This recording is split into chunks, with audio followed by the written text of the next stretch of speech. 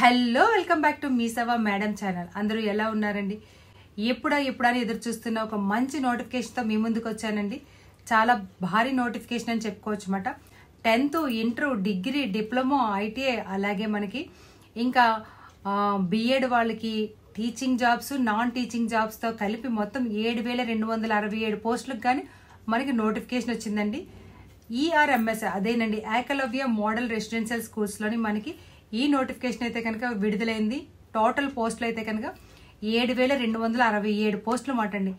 దీనికి అన్ని రకాల క్వాలిఫికేషన్స్ ఉన్న వాళ్ళు కూడా ఎలిజిబుల్ అవుతారు అన్నమాట అండి. అలాగే ఏజ్ లిమిట్ కూడా చాలా ఎక్కువ ఇచ్చారు.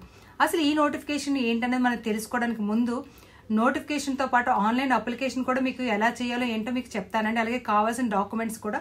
సో ఎవరైతే సబ్స్క్రైబ్ చేయకుండా చూస్తున్నారో ప్లీజ్ సబ్స్క్రైబ్ మై ఛానల్, మీ సేవ మేడం ఛానల్. ఒక లైక్ ఇస్తే చాలా విషయాలు మీ ముందు తీసుకొస్తానండి. నేను రోజు ఏదో ఒక కొత్త న్యూస్ మీ ముందు తీసుకొస్తున్నానంటే అది మీరు ఇచ్చిన సపోర్ట్ వల్లనే. మాలాంటి వాళ్ళని సపోర్ట్ చేయడం మర్చిపోకండి ఒక లైక్ ఇచ్చి. సో మరి ఏకలవ్య మోడల్ రెసిడెన్షియల్ స్కూల్స్లోని ఈఆర్ఎంఎస్లో రిక్రూట్మెంట్ వచ్చిందండి. ఇది మనకి సెప్టెంబర్ 19వ తారీఖు నుంచి స్టార్ట్ అయింది. దీనికి లాస్ట్ డేట్ అయితే కనుక అక్టోబర్ 23వ తారీఖు మాట. దీనికి ఎన్ని పోస్టులు అంటే 7,267 పోస్టులు మాట అండి. ఇది ఆన్లైన్ అప్లికేషన్ చేయాలి, ఆఫ్లైన్ అయితే కాదు మాట అండి. కంప్లీట్గా ఆన్లైన్ అప్లికేషనే.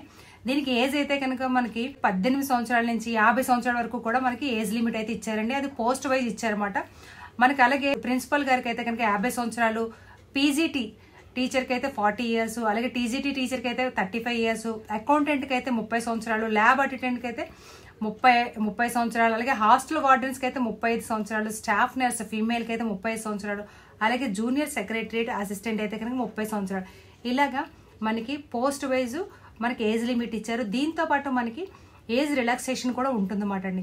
అయితే దీనికి ఏ జాబ్స్కి ఎన్ని పోస్టులు ఇచ్చారో కూడా మనకి డీటెయిల్గా ఇచ్చారన్నమాట అండి. అలాగే ఒకసారి నోటిఫికేషన్ కూడా ఓపెన్ చేసి చూస్తే మీకు తెలుస్తుంది. వెబ్సైట్ అనేది నేను డిస్క్రిప్షన్లో ఇస్తాను అనమాట అండి. సో మరి అలాగే ఆన్లైన్లో అప్లికేషన్ చేయడమే పెద్ద సమస్య కదండి. అది ఎలా చేయాలి, ఎలా ఓపెన్ చేయాలో కూడా మీకు డీటెయిల్గా చెప్తాను అనమాట. దేనికి ఎన్నేసి పోస్టులు ఇచ్చారు ఇప్పుడు మనం చూద్దామండి. అలాగే క్వాలిఫికేషన్ కూడా ఇచ్చారు, క్వాలిఫికేషన్ కూడా మనం చూసేద్దామండి. ప్రిన్సిపల్ గారికి అయితే కనుక 225 పోస్టులు ఇచ్చారు. ప్రిన్సిపల్ గారి జాబ్కి అయితే 225 పోస్టులు, పీజీటీ టీచర్కి అయితే కనుక 1460 పోస్టులు, హాస్టల్ వార్డెన్కి అయితే కనుక మనకి 346 మేలు, జూనియర్ సెక్రటరియట్ అసిస్టెంట్ అంటే క్లర్క్ జాబ్కి అయితే 228 పోస్టులు అండి, అకౌంటెంట్కి 61, ఫీమేల్ స్టాఫ్ నర్స్కి అయితే కనుక 550 పోస్టులు అండి. ఇదైతే మంచి అవకాశం అంటుంది అందరికీ. టీజీటీ టీచర్కి అయితే 3,962 పోస్టులు, హాస్టల్ వార్డెన్ ఫీమేల్కి అయితే కనుక 289, హాస్టల్ వార్డెన్ మేలు ఫీమేల్ రెండింటికి కలిపి వేరువేరుగా ఇచ్చారన్నమాట అండి. అలాగే ల్యాబ్ అటెండెంట్కి అయితే కనుక 146 పోస్టులు అండి. చాలా మంచి అవకాశం అండి. అవకాశం ఉన్న ప్రతి ఒక్కరు కూడా అప్లై చేసుకోండి.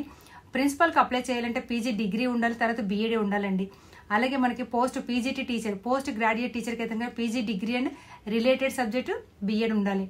ట్రైనెడ్ గ్రాడ్యుయేట్ టీచర్ అయితే కనుక టీజీటీ మాట అండి, గ్రాడ్యుయేషన్ ఉండాలి, అలాగే బీఎడ్ ఉండాలి. ఫీమేల్ స్టాఫ్ నర్స్ అయితే కనుక బీఎస్సీ నర్సింగ్ చేసి ఉండాలన్నమాట అండి. బీఎస్సీ నర్సింగ్ చేసిన స్టాఫ్ నర్సులకి అయితే 550 పోస్టులు ఉన్నాయన్నమాట. హాస్టల్ వార్డెన్కి అయితే కనుక డిగ్రీ ఉంటే సరిపోతుందండి. ఇంక ఏ డిగ్రీ అయినా పర్లేదు, బీటెక్, బీఎడ్, బీటెక్, డిగ్రీలో ఎనీ డిసిప్లిన్ ఏ గ్రూప్ అయినా పర్లేదు, డిగ్రీ ఉంటే చాలటండి హాస్టల్ వార్డెన్స్కి. హాస్టల్ వార్డెన్కి అయితే కనుక 346 పోస్టులు ఉన్నాయండి, చూసుకోండి. మరి అకౌంటెంట్కి అయితే కనుక గ్రాడ్యుయేషన్, అది మనకి డిగ్రీ ఉండి కామర్స్ ఉండాలన్నమాట అండి. జూనియర్ సెక్రటరియట్ అసిస్టెంట్కి 12th అంటే ఓన్లీ ఇంటర్మీడియట్ పాస్ అయితే సరిపోతుందటండి, చూసుకోండి. ఇంటర్మీడియట్ దాంతో 228 పోస్టులు ఉన్నాయన్నమాట. ల్యాబ్ అటెండెంట్ 10th క్లాస్ ఉండాలటండి. అలాగే డిప్లొమా ఇన్ ల్యాబ్ టెక్నీషియన్కి లేదా 12th పాస్ ఉన్నా సరిపోతుందన్నమాట అండి. ఇవ్వండి మనకి పోస్టులకు సంబంధించి. అలాగే శాలరీస్ కూడా మనకి నోటిఫికేషన్ ఇస్తారు. వీటన్నిటికన్నా ముందు మనం అసలు ఆన్లైన్లో అప్లికేషన్ ఎలా చేయాలి ఏంటనేది మీకు డీటెయిల్గా నేను ఇప్పుడు ఆన్లైన్లో చేసి చూపిస్తాను. ఎవరు కూడా స్కిప్ చేయకుండా. ఈ వెబ్సైట్ www.examinationsservices.nic.in వెబ్సైట్ ఉంటుందండి. ఆ వెబ్సైట్ క్లిక్ చేసినట్లయితే ఈఎంఆర్ఎస్ స్టాఫ్ సెలెక్షన్ కమిషన్ అని వస్తుందన్నమాట అండి. దీనిలో ఫస్ట్ స్టెప్ అయితే కనుక మనం రిజిస్ట్రేషన్ చేయాలి, తర్వాత అప్లికేషన్ ఫిల్ చేయాలి, తర్వాత ఫీజు పేమెంట్ కట్టాలి, తర్వాత మన అప్లికేషన్ ఫామ్ని డౌన్లోడ్ చేసుకోవాలి. ఫస్ట్ రిజిస్టర్ చేసుకోవాలండి. దీనికి ఫీజు కూడా ఎక్కువ ఇచ్చారండి, 1,400, 2,000 వరకు కూడా. ఎందుకంటే ఎక్కువ పోస్టులు ఉన్నాయి, పెద్ద పెద్ద పోస్టులు కనుక వాటికి. అయితే దీనికి ఫస్ట్ ఆల్రెడీ రిజిస్టర్ అయిన వాళ్ళు అయితే కనుక లాగిన్ అవుతారు. మనం న్యూ రిజిస్ట్రేషన్కి వెళ్తే రిజిస్ట్రేషన్ ఫామ్ అనేది మనకు ఓపెన్ అవుతుంది అన్నమాట అండి. ఆ రిజిస్ట్రేషన్ ఫామ్ ఓపెన్ అయిన తర్వాత అప్పుడు మనకి ఎడ్యుకేషన్ క్వాలిఫికేషన్స్, అడ్రస్ మొత్తం ఇంకా డీటెయిల్స్ అన్నీ వస్తుందన్నమాట. మీ క్వాలిఫికేషన్ అంతా కూడా స్కాన్ చేయాల్సి ఉంటుంది. సో మీరు అప్లై చేయడానికి వెళ్ళేటప్పుడు మీ డీటెయిల్స్ అన్నీ కూడా తీసుకెళ్ళడం మర్చిపోకండి. ఫస్ట్ అయితే కనుక నేమ్ అండి, యాజ్ పర్ 10th ప్రకారం ఇవ్వండి. 10th క్లాస్లో ఏది ఉంటే అదే, డేట్ ఆఫ్ బర్త్, పేరు, ఫాదర్ నేము, మదర్ నేము అన్నీ కూడా మీరు 10th క్లాస్ బట్టే ఫాలో అవ్వండి. అంతే తప్ప ఆధార్ కార్డులో ఒకలాగా భర్త అంటే మ్యారేజ్ అయిపోయిన వాళ్ళకి భర్త ఇంటి పేరు ఉంది కదా అని భర్త ఇంటి పేరు ఇవ్వడం మాత్రం ఇవ్వకుండా అక్కడ ఇన్స్ట్రక్షన్ ఇచ్చారు కంపల్సరీ కూడా. Name, father name, mother name, date of birth, తర్వాత మేలా ఫిమేలా అని ఇవ్వండి. ఆ తర్వాత మనకి ఏంటంటే ఐడెంటిటీ టైప్ అంటే కనుక మీరు ఏ ఐడెంటిటీ కార్డ్ ఇస్తున్నారు, ఆధార్ కార్డా, పాన్ కార్డా, డ్రైవింగ్ లైసెన్స్, ఓటర్ ఐడి ఏదైతే అది మాట దాని నెంబర్ ఇవ్వండి. అది ఎగ్జామినేషన్కి తీసుకెళ్లాల్సిన అవసరం అయితే ఉంటుందన్నమాట అండి.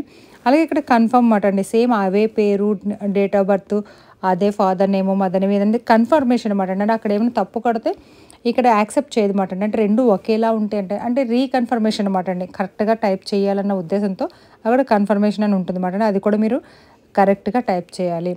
ప్రజెంట్ అడ్రస్ అయితే కనుక ప్రజెంట్ మీరు ఎక్కడ ఉంటున్నారో అది ఇవ్వండి. అలాగే పర్మనెంట్ అడ్రస్ కావాలనుకుంటే వేరేగా ఇవ్వచ్చు, లేదా రెండు ఒకటే ఇవ్వచ్చు. ఇదేమంత పెద్ద ఇబ్బంది లేదండి. మీ అడ్రస్ని మీరు కరెక్ట్గా ఇవ్వండి, పర్వాలేదు. అంటే అడ్రస్ ప్రూఫ్ కోసం అయితే కనుక ఆధార్ కార్డు ఇవ్వండి. ఆధార్ కార్డు ప్రకారం ఇస్తే ఇంకా మంచిదేమాట. లేదు ఆధార్ ఎక్కడ ఉంది, మేము ఇక్కడ ఉన్నామంటే కనుక మీరు ఇక్కడ ఉన్న అడ్రస్ ఇవ్వండి, ఇబ్బందే లేదన్నమాట అండి. సో ఇవన్నీ ఇచ్చిన తర్వాత మీ ఫోన్ నెంబర్, ఈమెయిల్ ఐడి అయితే కనుక ఖచ్చితంగా ఇవ్వాలన్నమాట అండి. ఫోన్ నెంబర్, ఈమెయిల్ ఐడికి ఓటీపీలు కూడా వస్తాయన్నమాట అండి. ఆ 2 ఓటీపీలు వచ్చిన తర్వాత రిజిస్ట్రేషన్ అనేది మీకు కన్ఫర్మ్ అవుతుందన్నమాట అండి. So phone number, email ID ఇచ్చిన తర్వాత సేమ్ యాజ్ ప్రజెంట్ అడ్రస్ కొట్టిన తర్వాత పాస్వర్డ్ మీరే క్రియేట్ చేసుకోవాలండి. సో ఈ పాస్వర్డ్ ఏంటంటే మీ పేరు పెట్టి @ మీ డేట్ ఆఫ్ బర్త్ ఇయర్ పెట్టండి చాలు. ఇంకా ఫస్ట్ లెటర్ క్యాపిటల్ లెటర్ పెట్టండి, మీ పేరు పెట్టండి, @ డేట్ ఆఫ్ బర్త్ ఇయర్.